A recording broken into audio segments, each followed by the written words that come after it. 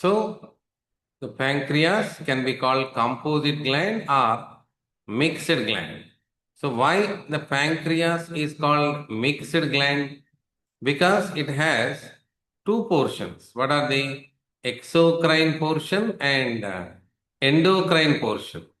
Exocrine portion of the pancreas is going to secrete the enzymes. Endocrine portion is going to secrete hormones. So what's the text is given? The endocrine pancreas consists of islets of Langerhans. So ఈ endocrine portion వచ్చేసి 1 to 2% only present. And what is the representation of the endocrine portion?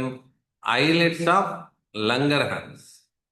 Islets of Langerhans. So this is islets of Langerhans. Just this portion. On the whole pancreas, 1 to 2% only these islets of Langerhans are present. Only 1 to 2%. Okay. So, the islets of Langerhans is having 4 types of cells. Text is given 2 types of cells. Manaki. Alpha cells are there. Alpha cells secrete glucagon and beta cells secrete insulin. Alpha cells secrete glucagon, beta cells secrete insulin. So, the 2 main types of cells in the islets of Langerhans are called alpha and beta cell. Alpha cell secrete a hormone called glucagon, while the beta cell secrete a hormone called insulin. Hormone from the beta cell is insulin. So about glucagon, they are saying glucagon is a peptide hormone. Glucagon is a peptide hormone and plays an important role in maintaining the normal blood glucose levels. Normal blood glucose levels. So what glucagon do? Glucagon acts mainly on the liver cells and stimulate glycogenolysis. Okay, so what is glycogenolysis? Lysis means destruction. So for this, you people need to know what is glucose, what is glycogen. Glucose is a monosaccharide. So when these glucose molecules come together, it becomes a polysaccharide we can call glycogen. So breaking down of glycogen can form glucose, isn't it? So glycogenolysis means breakdown of glycogen.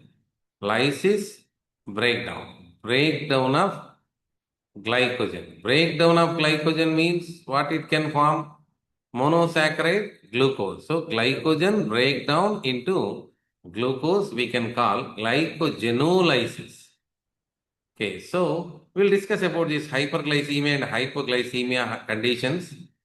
Okay, but in this particular area, major function of the glucagon is it acts on hepatocytes, liver cells, and stimulate the breakdown of the glycogen into glucose. So when it is required, when glucose levels are decreased in the blood, we require breakdown of the glycogen into glucose, that is done by glucagon.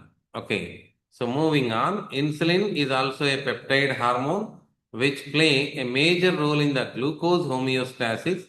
Insulin acts mainly on, again the same, hepatocyte and adipocyte. Insulin mainly acts on hepatocytes and adipocyte, enhances the cellular glucose uptake and utilization. Okay, so here I'll remind you once again our portal circulation. This is the alimentary canal. From the alimentary canal, we said various veins will come and all they become hepatic portal vein, and hepatic portal vein opens into the liver. Then there is a hepatic vein which opens into the inferior vena cava. So we call this as portal circulation. So why we drawn portal circulation here? That you need to understand. If I write 1000 grams, you immediately understand what I am going to say. So how much we eat? 1000 grams. The extra glucose which is there means excess glucose we are eaten. excess food we are eaten. So, excess food, which is coming to the liver first of all. So, liver low, we have the cells of the liver, we call it as hepatocyte, which they can convert this glucose into glycogen. Liver cell, this is a liver cell. This is a liver cell. A liver cell can convert the glucose into glycogen. So, to convert the glucose into glycogen, what is the necessary thing? Glucose should go inside. So, who makes them to go inside? Insulin. In the last class, we are seeing there is a GLUT4. Insulin, GLUT4 transporter, it makes the entry of glucose inside the cell. Insulin promote the increase the permeability of intake of glucose that makes conversion of the glucose into glycogen. A single monosaccharide is converted into glycogen. So conversion of the glucose into glycogen is called glycogenesis. Conversion of the glucose into glycogen called glycogenesis. So imagine this is the blood. So whatever you are taken in the food, they enter into the blood, isn't it? So when blood glucose levels are elevated, the excess glucose, insulin making them enter into the liver cell.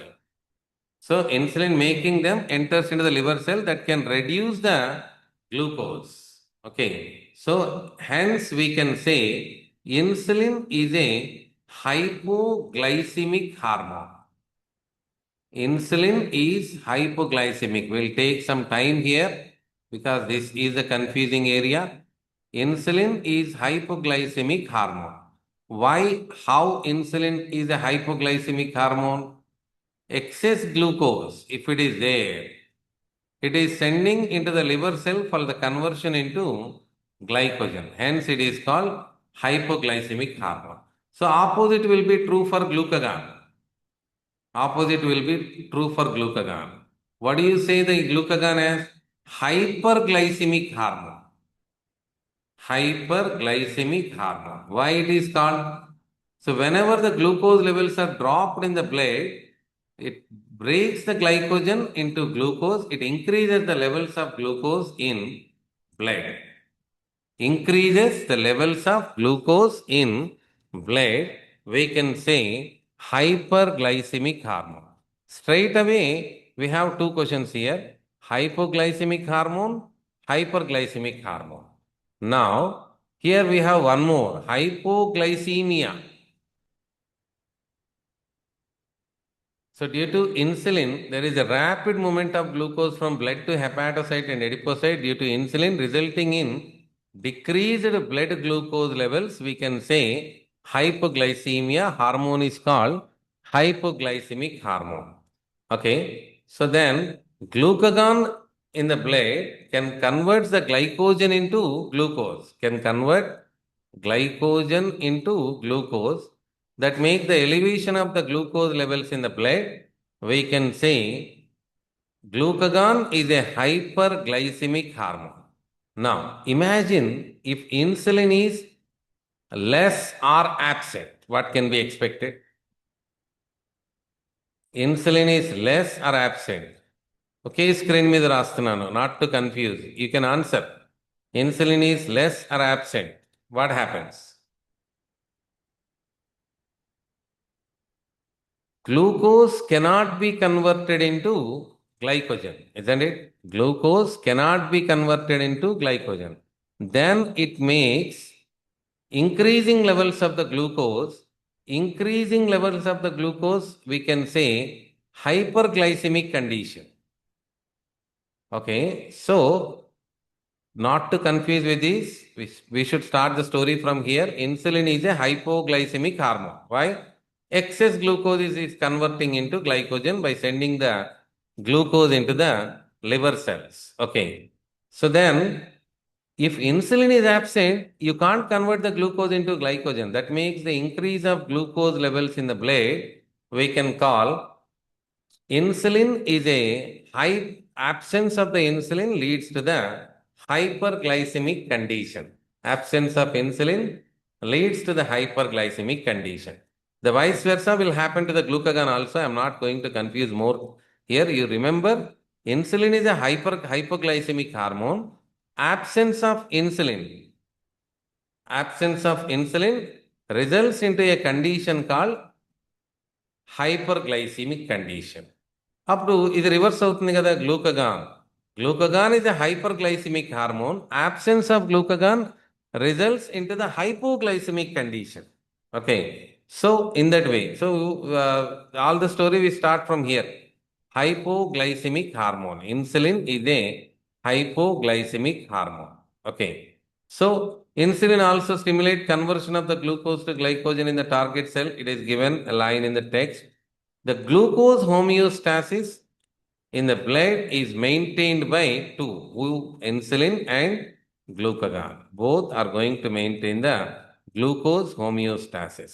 Okay, so this is the question in the previous years 2010, 11, 16 and 2020. We got this particular question. Most confusing area. That's why they use it to give more and more times.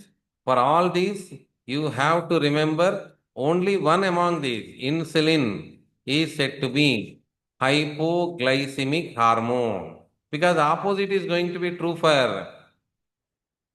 glucagon. Issues will be opposite to the insulin, isn't it? Insulin is hypoglycemic hormone, which means it decreases the levels of glucose in the blood by converting them into glycogen. Okay, next. అప్పుడు absence of insulin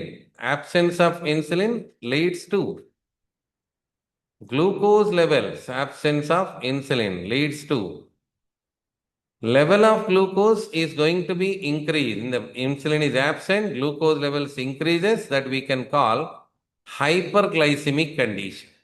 If you learn one, automatically opposite is going to be true for the second one. Okay, so this is the story of insulin and glucagon. In the same way, we need to see how diabetes mellitus will come.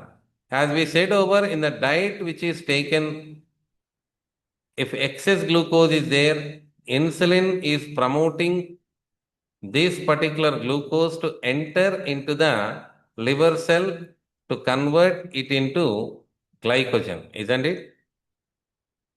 So, continuous intake of glucose levels into the blood. So, insulin loses,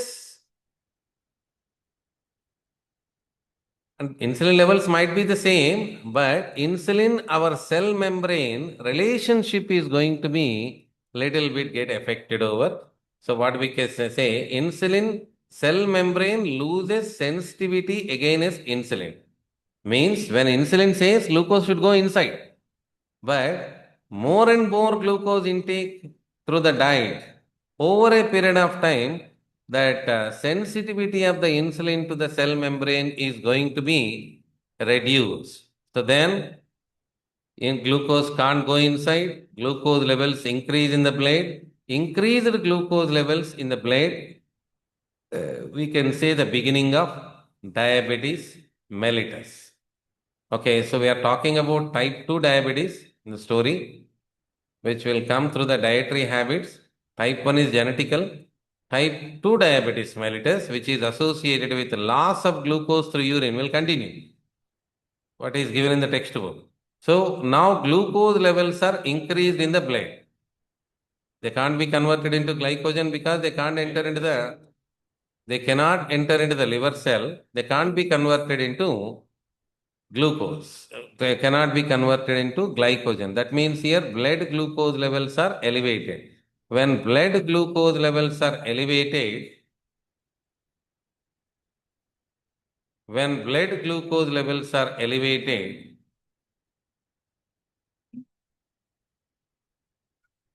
elevated blood glucose levels, we can't store anywhere in the form of glucose. That's why you have to release that through the urine. So excess glucose is going to be eliminated through the urine. You can't send glucose alone. You have to mix up with water. So we can call this condition as polyuria. When we lose more water, automatically thirsty condition can be expected over, we can say polydipsia. And we are not only sending the excess glucose, that whole glucose may go up through urine. Then the patient will get hunger again. We can say polyphagia. So it can be explained under three forms: excess urination, polyuria, excess urination, polyuria. So more glucose loss. We are not sending the glucose out only excess. We are sending the glucose. We don't have such mechanism. Only excess we are sending. Remaining we stay that we can maintain the glucose. So if insulin is not there, glucose levels increases. If glucose levels increases, we have to send through the urine. So excess urination along with the glucose we call polyuria. In the same way, loss of water, thirsty conditions will be created over polydipsia. Loss of glucose again create hunger, polyphagia. So likewise, in the same way, absence of glucose makes the stimulation of the breakdown of proteins in the body. So protein breakdown can result into the development of ketone bodies. We lost lot of glucose. For energy, we depends on proteins. Protein breakdown leads to the ketone bodies. So in the total stories, some are given in the textbook. So fine, directly they are given. Diabetes mellitus associated with loss of glucose through urine and formation of harmful compounds is known as ketone bodies. To reach there, you should start the story from here. Glucose taken through the diet. Insulin is failed to make that glucose to enter into the excess glucose into the liver cell. So glucose levels increased in the blood. Hence, what happens? The increased glucose will be eliminated through the urine, not up to the mark. Total glucose will go up through urine. That's why polyuria, excess urination, thirsty condition, polydipsia, and more hunger, polyphagia. And in the meantime, for energy requirements, we depend on the proteins and we break proteins. We may get energy, but harmful compounds will be formed over that we call ketone compound. So this is the story of diabetes mellitus. Diabetes mellitus. So just for information, we are adding this. Diabetic patients are successfully treated with insulin therapy. Not always. Initial stages, we don't give insulin. But when extreme it comes, we have to increase the dose of insulin. There are different types of glucose transporter. GLUT1, GLUT2, GLUT3, GLUT4. In that, we just discussed about the GLUT4 in biomolecules chapter, isn't it? So GLUT4 is an insulin-dependent glucose transporter. It helps in the transport of glucose into the muscles and adipose cells under anabolic condition. It permits the facilitated diffusion of circulating glucose down its concentration gradient into muscle cells and fat cells. On the other hand, glucose, GLUT1, 2, 3 also there, they are insulin independent glucose transmitter. Okay, so that's why we started the story with GLUT4, isn't it? GLUT4 is a transporter. GLUT4 is a transporter which will be stimulated by insulin. What it transport? Glucose. Where it transport? Into the liver cells. Okay, so this is the story of diabetes mellitus. Remaining is just a formality. Okay, as I said to you, thyroid, pancreas, and adrenal gland should focus more on them and along with the disorders. A pair of testes present in the scrotal sac, outside abdomen, male individual. Testes perform dual functions. Testes perform dual functions as primary sex organ as well as endocrine gland. Testis, primary sex organ, and also endocrine gland. Testis composed of seminiferous tubule and stromal or interstitial tissue. So, talking about interstitial cells, or we call them as Leydig cells are also. So, here to be remembered is Leydig cells.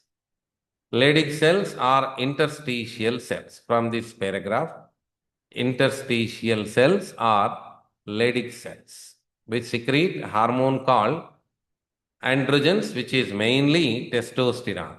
What androgens do? Just a formality, regulate the development and maturation and functions of the male accessory ducts, sex organs like epididymis, vas deferens, seminal vesicle, prostate gland, urethra. So these hormones stimulate muscular growth and growth of the facial, axillary hair, aggressiveness, low pitch voice. Androgen play a role. Androgen play a major stimulatory role in the process of spermatogenesis, formation of spermatozoa. Androgen act on the central nervous system and influence the male sexual behavior libido. These hormones, this is going to be question here. Androgens produce anabolic synthetic effects. Remaining is a formality. Anabolic. What is anabolic? Synthetic effects. Synthesis on protein and carbohydrate. Synthesis. That means amino acid can make a protein. What do you call it as? Synthesis. Glucose can make a carbohydrate. Okay, so what do you call this reaction? Anabolic reaction. Catabolic is a breakdown reaction. So anabolic reaction it is doing. Okay, so this is going to be a possible question. Anabolic reaction. So this is about the testosterone development and maturation and functions of male accessory sex organ. Stimulate the spermatogenesis. As we said, anabolic effects on the protein and carbohydrate metabolism. Influence of male sexual behavior, libido, stimulate masculine secondary sexual characters. Then next, should talk about ovary. Ovary much we discuss actually in female reproductive system. So just we'll try to find out the questions here. Females have a pair of ovaries located in the abdomen. Female sex organ which produces ovum during each menstrual cycle. In addition, ovary also produce two groups of steroid hormone. What are they? Estrogen and progesterone. Individually, more depth information we got in human reproduction. That's why just we'll take it as a formality. Ovary is composed of ovarian follicle and stromal tissues. Estrogen is synthesized, secreted mainly by growing ovarian follicle. Simply given here, we know that is Graafian follicle. After ovulation, the ruptured follicle is converted to a structure called corpus luteum, and corpus luteum secrete a hormone called progesterone. Then functions wise, estrogen produce a wide ranging action such as stimulation, growth and activities of the female secondary sex organ, development of growing ovarian follicle, appearance of the female secondary sexual characters like high pitch of voice, mammary gland development. Estrogen also regulate female sexual behavior. These are all regular issues here that if you remember, we have estrogen deficiency leads to the osteoporosis in the people in menopause condition. We got this information in locomotion movement chapter. Such kind can be a question. Progesterone support pregnancy. Progesterone also acts on the mammary glands and stimulate the formation of alveoli, sac-like structure which store milk and milk secretion. Progesterone acts on mammary gland. This is going to be new. Oxytocin we know, prolactin we know, and now talking about progesterone is also acts on the mammary gland and stimulate the formation of alveoli, the sac-like structure which store milk and milk secretion. Okay, so moving on. So this is going to be question here, progesterone issue. Moving on. Now you know about the endocrine glands and their hormones. However, as mentioned earlier, hormones are also secreted by some tissues which are not endocrine gland. See this is going to be question here. Some tissues which are not endocrine gland. In the list it is given atrial natriuretic factor. We got already the same in excretory products in their elimination, but not an endocrine gland. Who is secreting this ANF? ANF is secreted from heart, the right atrium of the heart. For example, the atrial wall of our heart secrete a very important peptide hormone that atrial natriuretic factor. The conditions we learn in excretory system actually. When does atrial natriuretic factor? When blood is much diluted, when water levels are increased in the blood, when you drink large amount of water, ANF is required. That is going to be inhibit the RAS mechanism. Inhibit RAS mechanism. Students requested to mute yourself. When blood pressure is increased, ANF is secreted, which causes the dilation of blood vessel. As we said, this reduces the blood pressure because when blood is with more amount of water, blood pressure increase. The story we learn in excretory system. Blood pressure increase. So for that, two activities will happen. Inhibit RAS and vasodilation. Vasodilation can reduce the blood pressure immediately. Vasodilation means the blood vessel is getting much dilated to reduce the blood pressure, and also it inhibits the RAS mechanism to avoid the absorption of water because we have already more water. Juxtaglomerular cells of the kidney produce a peptide hormone. What's that? Erythropoietin, which stimulate erythropoiesis. NEET 2021 question. Kidney secrete a hormone called erythropoietin. Kidney erythropoietin. Okay, so next, moving on. Endocrine cells present in different parts of the gastrointestinal tract secrete four major peptide hormone. Remember, gastrin is from stomach. Remaining three are going to be from intestine. Remember only gastrin.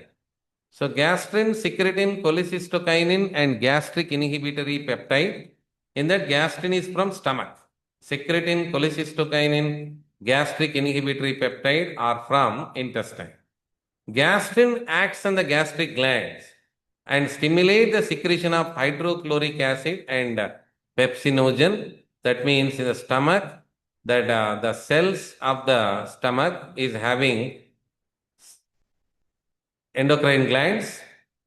That endocrine gland means we are not going into the depth here because we don't know, we don't have digestive system at present. Oxyntic cells are going to secrete the HCl.